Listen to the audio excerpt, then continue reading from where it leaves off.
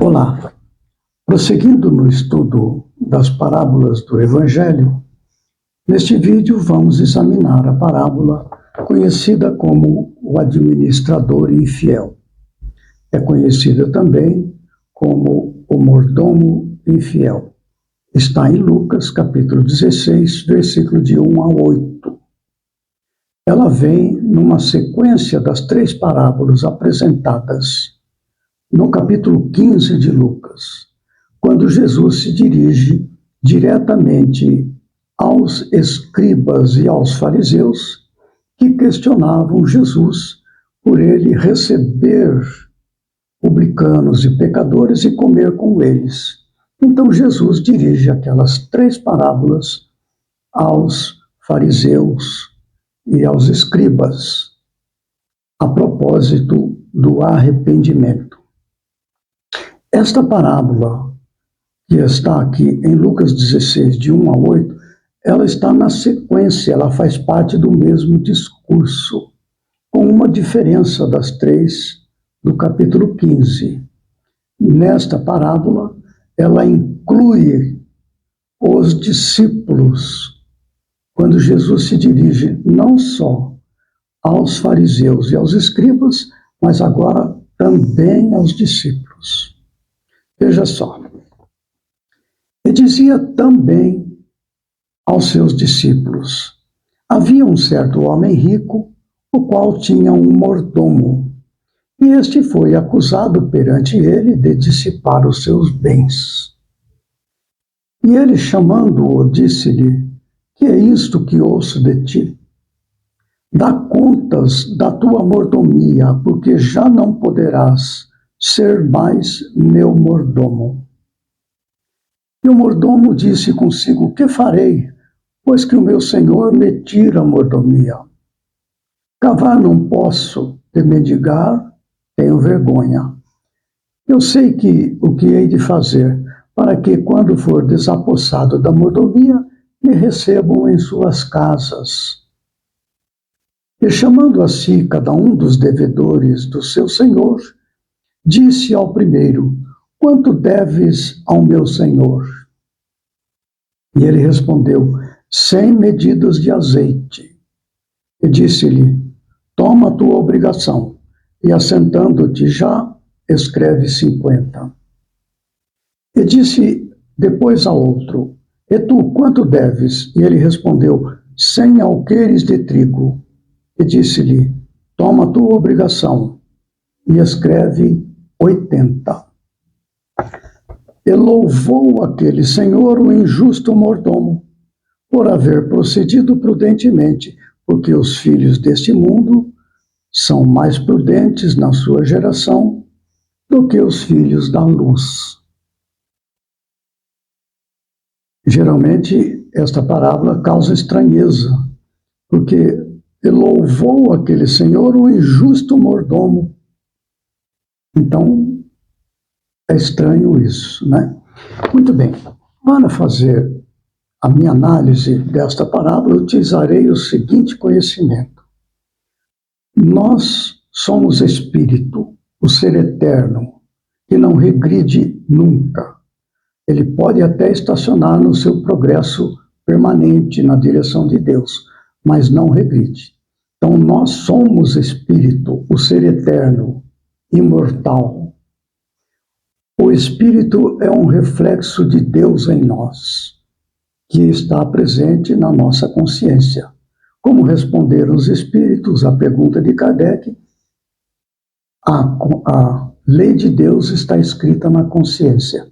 Então, o espírito está presente nos nossos processos mentais e psicológicos na consciência.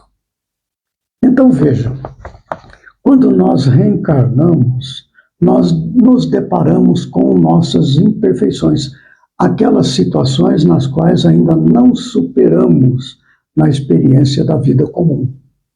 E o que acontece? Nós somos influenciados pelo instinto, nós somos influenciados pelo ego, não é? Mesmo dotados de razão, nós temos dificuldades de lidar com isso pelos arrastamentos naturais da matéria.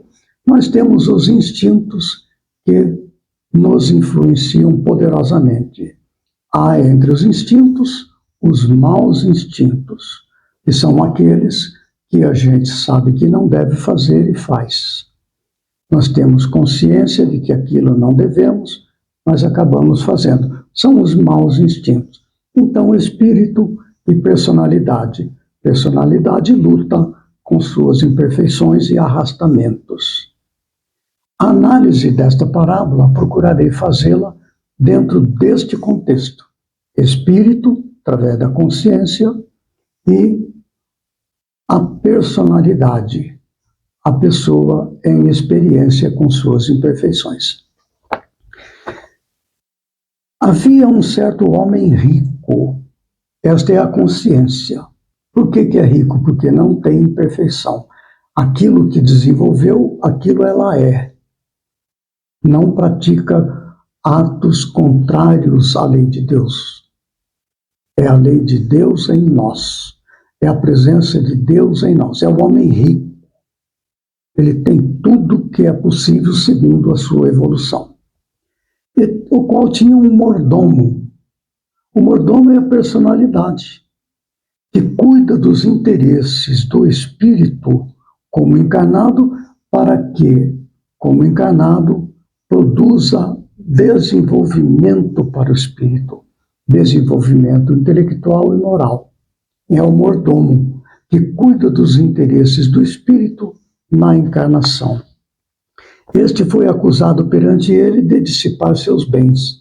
Os bens que estão de posse do mordomo, da personalidade, são a inteligência, a cultura, todos os bens que a vida traz para que possamos ter a experiência da encarnação e desenvolver inteligência através do trabalho e a moralidade.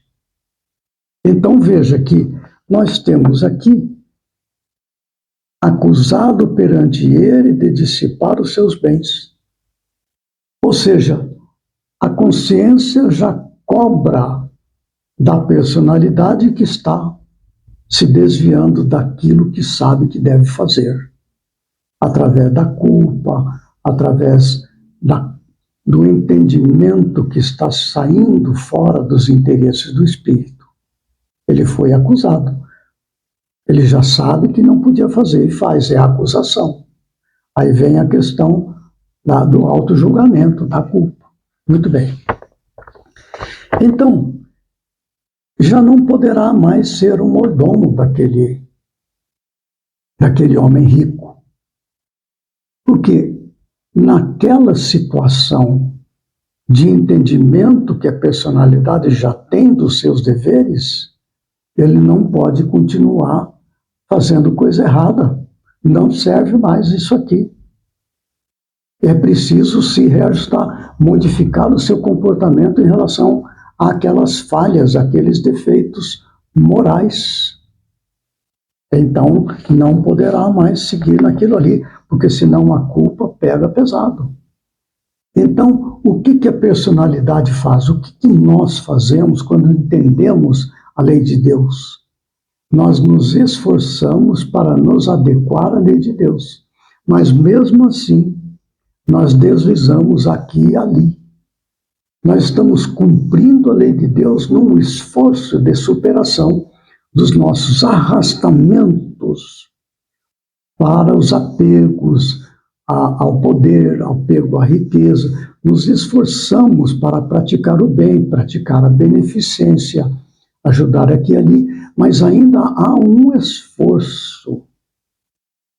Ainda assim, não conseguimos de todo cumprir inteiramente aquilo que entendemos o correto, segundo a consciência. Segundo, não é, o homem rico estabeleceu. Então ele diz assim, chamando assim cada um dos devedores do seu senhor, naquelas dificuldades morais que a pessoa tem, às vezes a pessoa é excessivamente orgulhosa, excessivamente egoísta, vaidosa, apegada ao poder, à riqueza. Então a pessoa busca superar o que puder ali. Então veja, chamou cada um dos devedores, o Senhor disse ao primeiro, quanto deves ao meu senhor? 100 medidas de azeite. Escreve 50. Ou seja, aquilo que o meu orgulho me arrasta, meu egoísmo me arrasta, poder, essa coisa, eu vou tentar superar metade. Eu vou me esforçar pela metade. Até que, esforçando-me, aquilo acaba sendo incorporado como uma maneira de ser. Por isso que ele diz mais adiante ali, porque os filhos deste mundo são mais prudentes na sua geração do que os filhos da luz. Os filhos da luz não são prudentes. Prudente é aquele que se fiscaliza, porque o arrastamento ainda faz parte da nossa tendência. Ainda não vencemos, não faz parte ainda da nossa natureza. Os filhos da luz não têm essa prudência, porque são naturalmente bons. Não há arrastamento que os leve, de forma nenhuma, né? Esses são os filhos da luz. É interessante como Jesus fala isso aqui. Mais para frente, na sequência após a parábola, Jesus apresenta um complemento de informações. Olha o que ele diz, que está em Lucas 16, de 9 a 13. Ela praticamente é uma sequência decorrente da parábola. Olha só. Agora Jesus não é mais a parábola.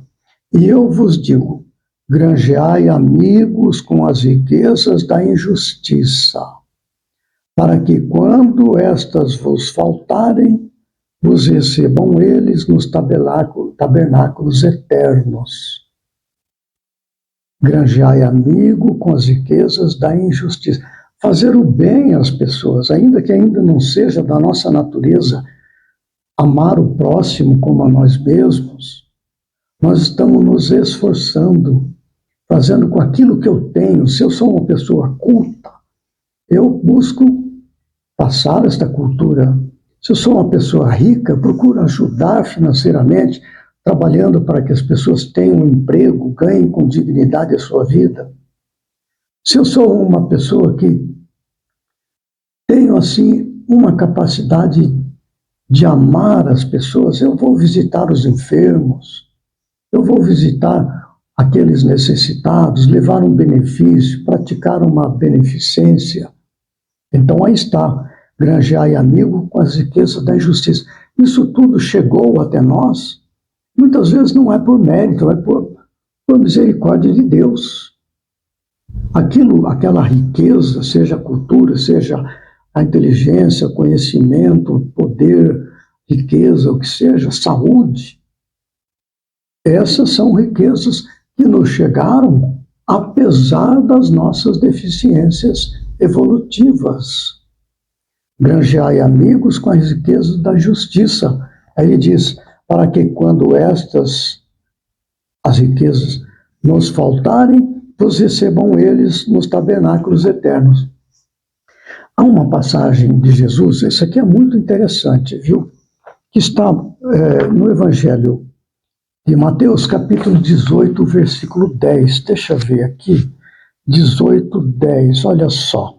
Diz assim: Vede, não desprezeis algum destes pequeninos, porque eu vos digo que os seus anjos nos céus sempre veem a face de meu Pai que está nos céus. Nós podemos entender claramente isso. Cada pessoa encarnada, na sua necessidade, na sua luta, na sua prova, que nós tenhamos este esforço de beneficiar, ir em socorro para a pessoa não sucumba às dificuldades que enfrenta. Os seus protetores, seu anjo da guarda, seus espíritos familiares que acompanham a encarnação desse ente querido, veem o seu esforço para ajudar os seus entes queridos. O que acontece? Estes espíritos benfeitores, familiares, anjos da guarda, eles ficarão gratos a nós, porque o seu pupilo, o seu protegido está sendo ajudado na sua luta para vencer os seus arrastamentos, suas dificuldades. Então, a gratidão é algo muito próprio dos espíritos elevados. Quando nós chegarmos no mundo espiritual, após a encarnação, ou mesmo antes, estando aqui na encarnação, quando nós enfrentarmos por nossa vez dificuldades, aqueles que nos são gratos no mundo espiritual virão em nossa ajuda. Nos receberão no plano espiritual com a gratidão por termos ajudado o seu ente querido. Então aí está. Granjeai amigos com as riquezas da justiça. Fazer o bem. Eu estou fazendo o bem não por uma coisa natural em mim. Eu estou me esforçando para praticar a lei de Deus, como diz ali. 100 medidas de azeite, toma a tua obrigação, e assentando, escreve 50. Ele está, então, usurpando o Senhor, tirando do seu Senhor o seu lucro. Mas quem é o Senhor? A consciência. Fala, puxa, eu como personalidade já consegui vencer metade das minhas dívidas. Já é um progresso, eu fico satisfeito. Não é? Diz ali. Louvou aquele Senhor o injusto mordomo. O Senhor é a consciência, é o espírito. Puxa, como personalidade, consegui vencer boa parte das minhas dificuldades, e assim por diante. Aí ele prossegue, Jesus, aqui neste complemento, quem é fiel no mínimo, também é fiel no muito. Quem é injusto no mínimo, também é injusto no muito. E se no alheio não fostes fiéis, quem vos dará o que é vosso? Pois se nas riquezas injustas não fostes fiéis, quem vos confiará as verdadeiras? Nenhum servo pode servir a 2 senhores, porque ou há de odiar a um e amar ao outro, ou se há de chegar a um e desprezar o outro. Não podeis servir a Deus e a Mamon. O que quer dizer? Eu não posso servir a Deus, que é os ditames da minha consciência, e também, ao mesmo tempo, servir aos meus arrastamentos da matéria, que eu ainda não venci. Ou é um ou é outro. O que sair desse vem do maligno, como diz Jesus em outra parte. O que é o maligno? É aquilo que eu sei que devo fazer, mas eu fui arrastado e fiz o que não devia. Eu sabia que devia fazer e não fiz. O maligno é este arrastamento, este apego, não é? Eu dei preferência à satisfação dos bens materiais, da sensualidade, essas coisas todas que nós conhecemos bem. Então, sob este ângulo da questão entre o espírito, através da consciência, e a personalidade, influenciadas pelo instinto, influenciadas pelo ego, é que está aqui no administrador infiel. O administrador infiel é, desculpe, a personalidade. No próximo vídeo nós vamos prosseguir no estudo das parábolas com a parábola O Rico Avarento e o Lázaro. Está em Lucas 16, versículo 19 a 31. Até lá, que Jesus nos ampare e fortaleça.